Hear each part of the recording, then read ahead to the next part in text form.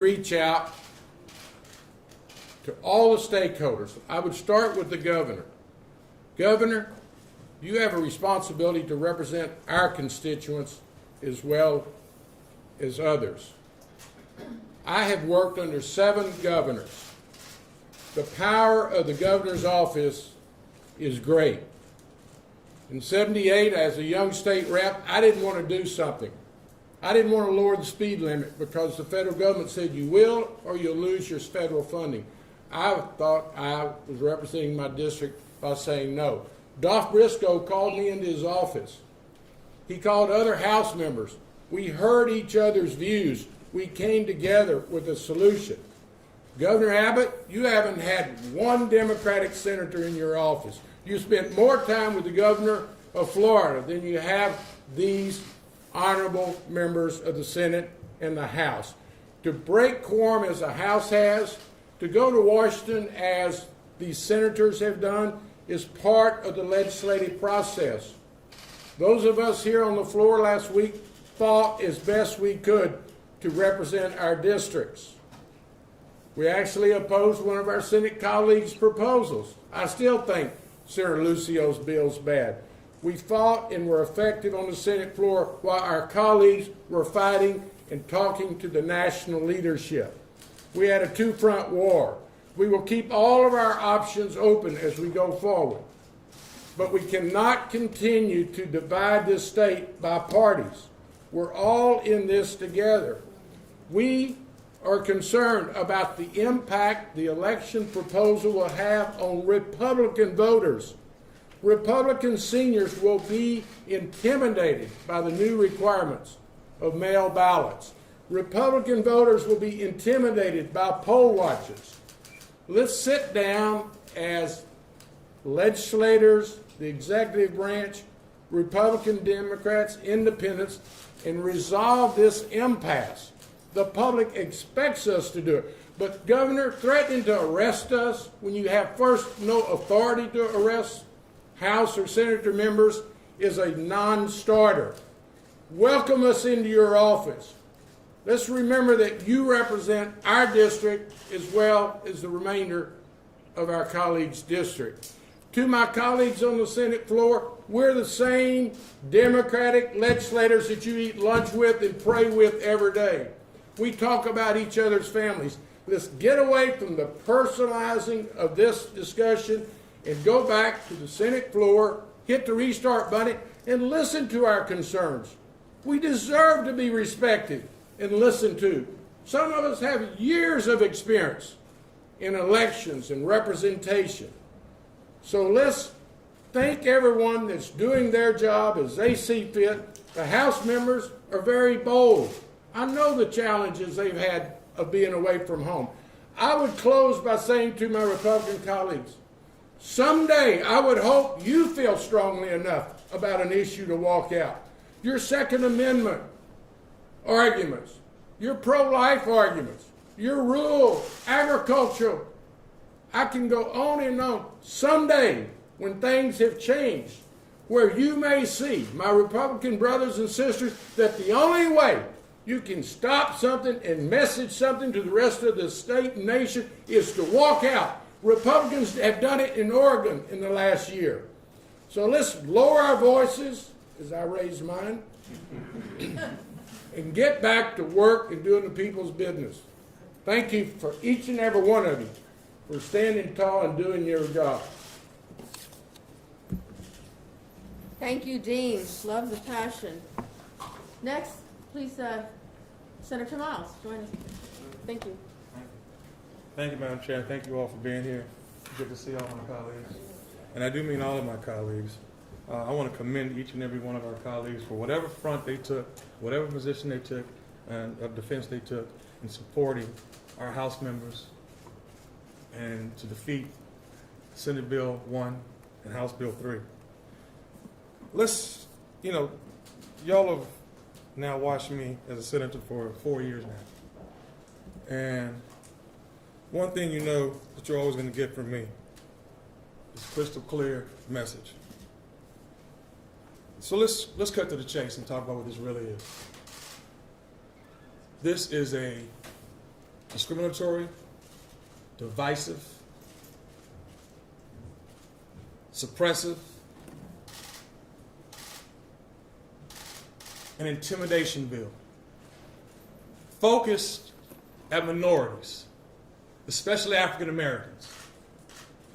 This is a Senate bill that was designed and created because what took place in Harris County, my district, Senate District 13, the largest Democratic box in the state of Texas. Well, my leadership, my Democratic leadership in Harris County, senators, were innovative and thought outside the box on how to increase our numbers at the polls, at the same time protecting our citizens from COVID. That's what this is about. There's no real, the big story, or as has been said so many times, the big lie. The big lie is there really isn't any voter discrimination, voter scandals. There really isn't any fraud going on in Harris County or any other parts of the state of Texas. What's really going on, the big fact is fear factor. The fear factor that we're increasing minority and Democratic numbers by the millions. The fear factor that 5.7 million people who are registered to vote, we're about to tap into. The big fear factor that 1.3 million people who are eligible to vote that are not registered to vote, we have ways of getting ready to tap into them. And when we tap into them, the leadership in this state and other states around this country is going to change. That's the big fact. That's what this bill is all about. So let's be true here. Let's be real. It's about intimidation. It's about rolling the hands of time backwards. Critical race theory, rolling back the hands of time. So I want to applaud all of my Democratic colleagues, both in the Senate and especially in the House, the heroes and sheroes that are in the House. And we went down, yes we did, some of us, to support them, to stand by their side, to bring light to this issue. And it must work because y'all are here. Anytime people's civil rights, civil liberties, and our democracy is threatened, best believe Democrats are going to stand. We're glad that you're here. We want y'all to stay with us because believe one thing, we're going to continue to work, we're going to continue our faith, and we're going to continue to fight. And we want you to be right there with us. Thank you. Thank you, Madam Chair. Thank you, Senator Miles. Senator Johnson. Thank you, Madam Chair. Thank all of you for being here. Just a little plug. I hate masks. I hate masks. We're here because not enough people have gotten the vaccines. Get the damn vaccines. I'm really tired of it. I know everyone else here is. Back to the subject. We'll get back to vaccines and pandemics in just a second by analogy. I'd like to address in a little bit of detail what we're doing here. What are we doing here? The big theme that we're hearing from proponents of the bill is that we've got to make it easier to vote and harder to cheat. So I want to get down to some of the little bit of the detail and a little bit of the things that have been said on the other side. So let's start with easier to vote. I've heard a lot about it. Making it easier to vote by expanding hours. For the first time ever, we're expanding hours, making it easier for people to early vote. Let's take a look at that. 41 counties are going to see their hours of voting expanded. 40 of them are Republican counties. One of them's a Democratic county. Thanks, guys. 3 counties are going to see their voting hours restricted. That's Bexar County, El Paso County, and Harris County. They're populous, they're urban, and they're Democratic. There goes the argument that we're really here about making it easier to vote. So not only do they do almost nothing to help alleviate the congestion. We have 6-hour lines of people trying to vote in urban counties. We have innovative, inventive local election officials figuring out ways to get people to safely, securely, and yes, with integrity to vote in these urban areas. And what these bills do, what this whole push is to do, is to stop that from happening. We've heard from my colleagues on that subject, but let's look at what they did. they're restricting the 24-hour measures, temporary structures, criminalizing, this one really gets me, criminalizing county registrars from sending out vote-by-mail applications. Think about that, because what is okay is for the Democratic Party or the Republican Party or candidates to send out vote-by-mail applications. Is that a higher level of integrity when the parties are controlling who gets vote-by-mail applications? Or should it be a neutral government agency that sends these things out? It's just sending the wrong message, folks. A lot of this is about sending the wrong message. So what about the hard-to-cheat factor? We've been talking about this for 6 months. The 22,000 hours the Attorney General spent looking for fraud, and they're prosecuting like 46 cases. Most of them are because people changed their addresses. Can you imagine what would happen if we spent 22,000 hours looking for a COVID case, we found a handful of them, and then had statewide mask mandates, shut down restaurants? It would be chaos, which is, I think, what's going to happen to our electoral system. So what are we doing here? Let's keep in mind, we're not just talking about Senate Bill 1. I appreciate my Republican colleagues wanting us to read the bill. I think that's an excellent thing for everyone to do. Let's also read House Bill 3, because we're dealing with both of them. And as we saw last session, we cannot be assured that what gets filed or what gets brought to the floor, or what passed last week while the Senate was in session, is going to be what comes at the end of the day, because we saw what happened at the end of the regular session. We saw really weird, really bad provisions come into the bill in the form of a conference committee report that no one had ever seen. In fact, most of the Republicans who were pushers of the bill said, I don't know where this came from. Well, that doesn't really reassure me a whole lot, because I don't know what's coming later. So yeah, we are concerned about what's coming here. And when we're dealing with the process, we have to take into mind both bills and whatever else might come down the pike. Is this about election security after all?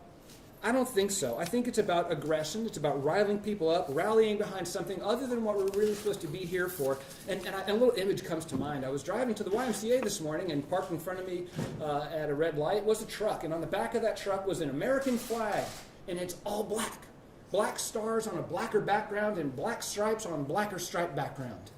And is that the new emblem of our democracy? This angry rendition of the American flag? Because I feel like that's what's becoming of our voting process. We're riling people up. We're making them mistrust each other. We got poll watchers who can bring charges against election workers. The election workers are there to keep law and order. This is an anti-law and order bill, folks. I don't understand some of this stuff. We are all for secure elections. None of us want voter fraud. None of it is tolerable. But at some point, what I think we're seeing is some other kind of agenda dressed up as election security. Is it racist? Is it partisan? I mean, I hear people say, very sincerely, no. All I can say is it sure feels like it. It sure feels like it when 40 counties get their Republican vote expanded and 1 Democratic county, and 3 Democratic counties get their vote constricted. It sure feels like it's partisan. It sure feels like it's racial when most of these provisions are aimed at Harris County, where there was a very large vote turnout among minorities who voted Democratic. So if it's not intended to be that way, maybe we need to fix it up so it actually isn't that way. Should I not be worried about it? Is it not really going to have any effect? I saw a bunch of trucks push a Biden bus off the road. I'm worried about those people becoming poll watchers. It bothers me. Yeah, I'm riled up about it. How about the oath? A poll watcher has to take an oath. I promise not to mess with the election process. Guess what happens to them if they break their oath? Nothing. Nothing. If you're an election worker and you violate any provision of the election code now, you can be subject to civil penalties, monetary penalties, injunctive relief. But if you are a poll watcher and you break your oath not to interfere with the process, nothing. You might get kicked out, but under the House bill, you have to get a warning first. This is an imbalance of power, folks. The last thing I want to address. We've heard many times that so-called restrictive measures in the past didn't have a restrictive effect because voter turnout increased. Therefore, restrictive voter requirements didn't cause any problems. Folks, if you put on a heavier pair of shoes on my feet, I can still run faster. It doesn't mean the shoes didn't slow me down. Yeah, we had a bigger turnout, but it would have been even bigger if we hadn't had more restrictive voting laws. What's missing from this conversation is sincere measures to facilitate the vote. The real measures that are in the Barbara Jordan Act. The real measures that would bring Texas into the 21st century. Online voter registration, I've heard it said Texas for the first time has online voter registration. You know what? There's some truth to that. It's a partial truth because the courts forced us to do it. The court said you're out of line with the law because the law requires you to have online if you're able to renew your driver's license online, you also get to register to vote online. But if you are a first-time voter wanting to register to vote as a standalone transaction, you still can't do it online. And I have not yet heard any excuse to not get that done. There are an untold number of other things that we could do to make this better, and they're missing. Folks, we take election security so seriously, but we're not in favor of rigging the game in favor of one party, because that lacks integrity.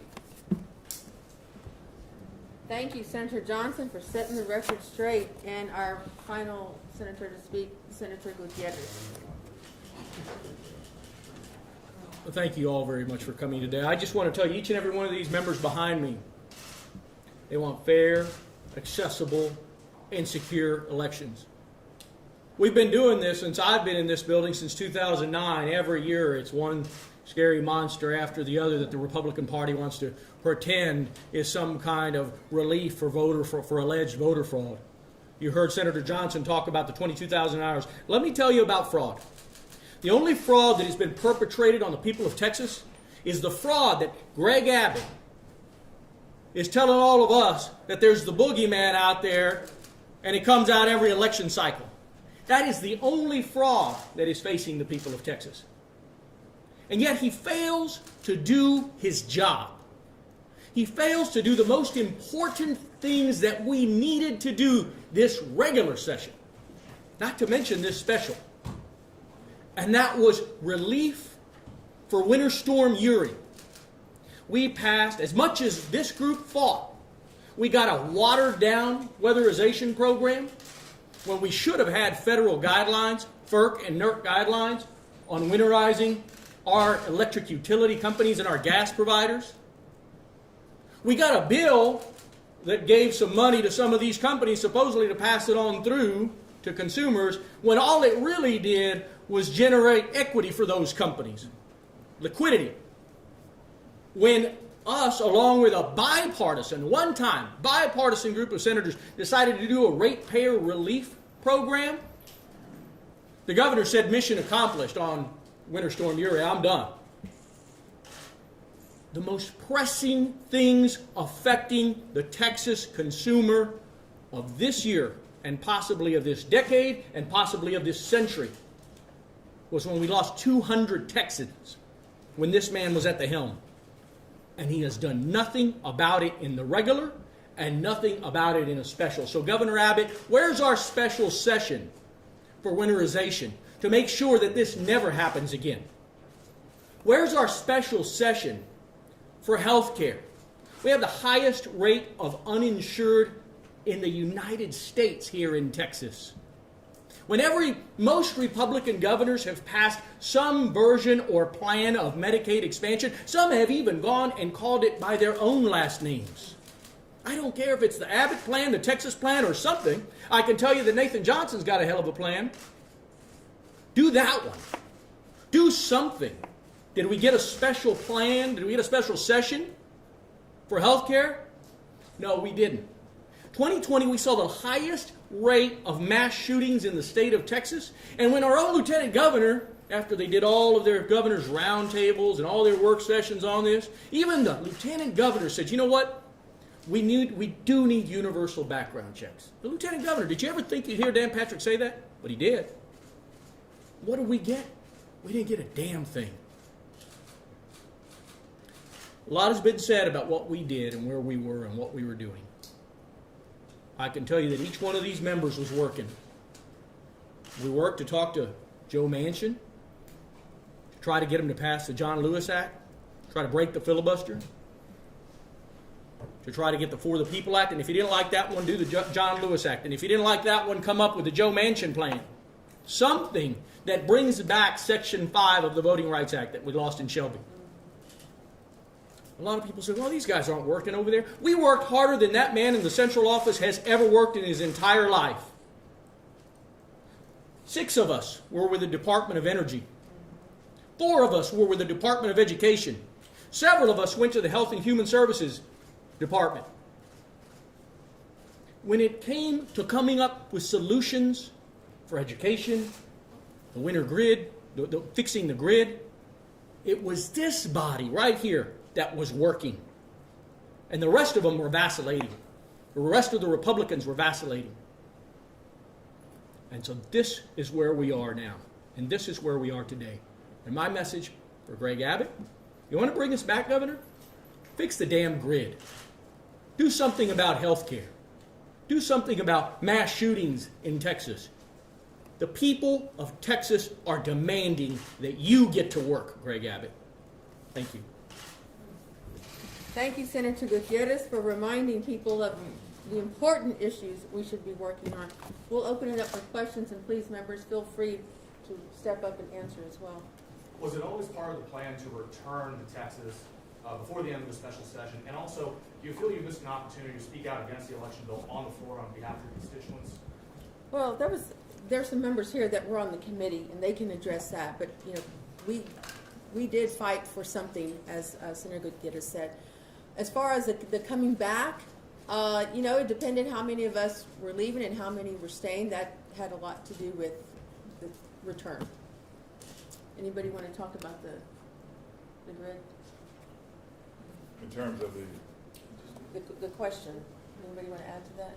in terms of In terms of feeling like you may have missed a chance to speak. no, I mean, the reality is this: we had senators here that were speaking concerning that, and what's going to happen is that this is going to be, we're going to have to do this again, okay? There's going to be another session concerning this. We'll have an opportunity to kind of review what was said in the regular session, the first special session, to be prepared for the second called special session.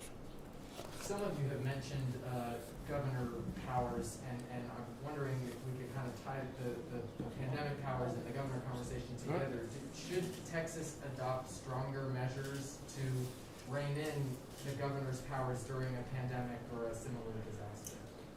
Well, that issue was actually addressed by Senator Birdwell, Hall, and the Republican base was very concerned about the governor's actions during the pandemic. We think the governor should listen to the people of Texas. We're wearing masks today because the people of Texas are afraid of the virus. And we would urge the governor to listen to the people of Texas. The local officials who are charged with that responsibility. Back to your turn, we decided very on we wanted to be where we could be most effective. It's a personal decision. I remained here to fight. Saturday morning I was in an African American district fighting a landfill expansion, honoring John Lewis Saturday night, while these colleagues were working the Hill. So there's no ideal model. You have to use your judgment. You got to listen to your district and be as effective as possible. And as I said when I was up here earlier, we will continue to monitor events. We keep all of our options open. I've been in at least 3 quorum breaks, which we did not have to break quorum because the House did such a great job. I broke quorum in 81 over redistricting. They were merging and pairing members unnecessarily. So to protect the body and those members, we left. Obviously, 2003, we left. I did what I thought needed to be done, the most effective position for my district. 35 days, I determined my most effective position and role would be on the Senate floor. So as we stand before you today, we're doing our jobs in the most effective fashion possible. We're reaching out, obviously, to the other side to join us in being effective. But we cannot have this continuing division and breakdown. As I said, Governor, you need to call us in. You need to meet us. We would like to go over the bill. I'd like to emphasize to him what poll watchers are going to do to his voters. You know, this does apply to the primary. And the Republican Party is very divided. They've got some very radical voices that might want to become poll watchers in Republican primaries. We have to guard Texans and be truthful with them that this is not about voter fraud. It's as Senator Boers and Johnson and others have so eloquently pointed out and documented, that is to suppress voters. Changing hours and days has nothing to do with fraud. It has to do with convenience and availability of people to their voting process. How much is it weighing on you guys that your Republican and Democrat, ain't gonna get paid on September 1st. Well, you know, they may not get a check from the state, but every one of us is bound and determined to take care of our staffs. We care about our staffs, and I know what that cost is going to be, and I know that the members behind me will stand up and take care of their staffs. The fact that the governor is acting like a dictator, because that's like dictatorial. I mean, what are you thinking? You're just going to wipe out the legislative branch of government? We're not in Cuba. We're not in communist China. So, you know, one, you can't arrest us, and two, you can't wipe out a branch of government. So I'm not worried about that. To your question, we were in Washington in order to highlight the differences between what Texas already has.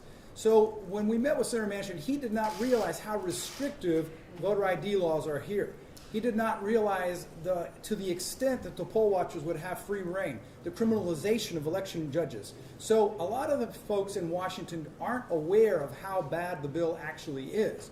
And so what happens is, in these little snippets and sound bites, you can't understand the severity of the matter. And so that's why it was important for us to go and help deliver the message and show support. But the fact of the matter is, just like you see here, all of us here are united against this bill. Why? Because it suppresses votes. It makes it harder for our constituents to vote, and we will stand and we will fight wherever it takes to make sure that no one who is eligible to vote is turned away or made to feel intimidated by their decision to vote however they want to vote. Senator, do you think you've changed any minds in D.C., like Senator Manchin and others Yeah. who you talked to? I think we definitely had an impact. I think we're not the only ones to say that. If you watch Senator Klobuchar, she talked about the fact that, you know, so yeah, I think we had an impact. And some And of not us. just in- and not just in D.C. We've changed the minds of people in America. Okay, we've got national coverage on what's going on right here in the state of Texas. So people all across this country understand what's going on, and they're writing and emailing and supporting us. And some of us, it was our second trip in a month, I think, to D.C. So we had, sometimes 2 meetings with senators we'd already talked to, but it just raised the awareness. I am friends with Senator Sinema. She is very key in this debate. We had a phone conversation, and she's following what we're doing, but I was able to deliver an even clearer message and clarify some things so she realizes the severity of this bill. And also, hopefully what we're doing sends a message to other legislative bodies across the state. You don't just have to lie down and take this. You can fight. And that's why we've chosen, some of us, we took our fight to D.C., and then some of our members stayed here and fought on the floor. I'd say something about that too. We didn't just go there to change the minds of Joe Manchin or Kristen Sinema or anybody else. We also went to learn about what they're thinking, learn about their process, and what are the other possible avenues. If the filibuster's not going to break, how do we get there? How do we move something else? Who else do we need to talk to? So it's not, I don't think I've ever changed anybody's mind about anything. I mean, I try, but as Dean Whitmire said, this is a process. And we went there to engage in that process. We learned a lot, and I think they heard from us. And I think there is more momentum, certainly more light on the subject than there's ever been before. So I think it was successful. The House broke quorum this time. Is the Senate discussing taking on that role in the next session? Let me just say, Madam Chair. Sure. All twos are on the table, okay?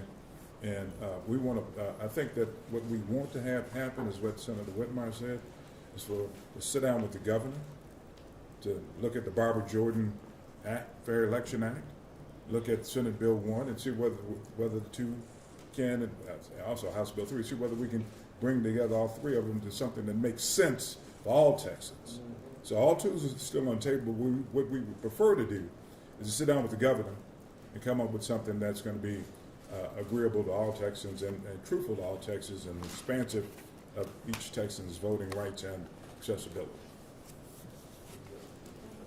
Going back to the governor's powers, after saying that everything that needs to be done was done on group form, declining to add that to his special session, he then kind of turned around and ordered his appointees of the PUCs that are taking over steps, several of them that seem to go beyond to do what the legislature decided not to. The bottom line is, and Senator Gutierrez did such a great job, we are no better prepared for the next freeze than we were the last one. For the governor to say it's behind us, we know better. the PUC was enlarged, ERCOT was reorganized, everybody asked them to go study. They're not even supposed to have reports back to September 22. Governor, legislature, we have a cold freeze winter coming between now and then. So, you know, as a part of our business-like approach, we want to tend to the availability, the objective. Since the last session, ERCOT's already warned people to lower their use of energy. What kind of confidence does that restore to the public in Texas? What kind of message does that send to corporations, businesses that might consider relocating to Texas? It's a public safety issue, it's an economic development issue, and it's being ignored by Governor Abbott. Instead, we're playing politics with the precious right of voting. So, you know, we need to have a press conference, a full-blown press conference on where we are on the reliability of energy. Because quite frankly, the people I represent are scared. When you get a warning in June, when we just adjourned in May, and nothing's been done but to kick the issue down the road, kick the can down the road, folks, we got some serious business in the state of Texas, and the election process is not one of them. Everyone in this building was elected under the current rules. Didn't hear a word about the measures when they were running for office. It's only since the November results, and we know what that's all about. So And let's make it plain. we're ready to go to work. Let's make it plain. Let's bring it down to home. If you try getting a home generator in the state of Texas, it takes 12 to 14 to 22 weeks. People of Texas don't have confidence in our governor or ERCOT. 12 to 24 weeks to get a home generator. That's making it plain. And most people can't even afford And it. they can't afford it. So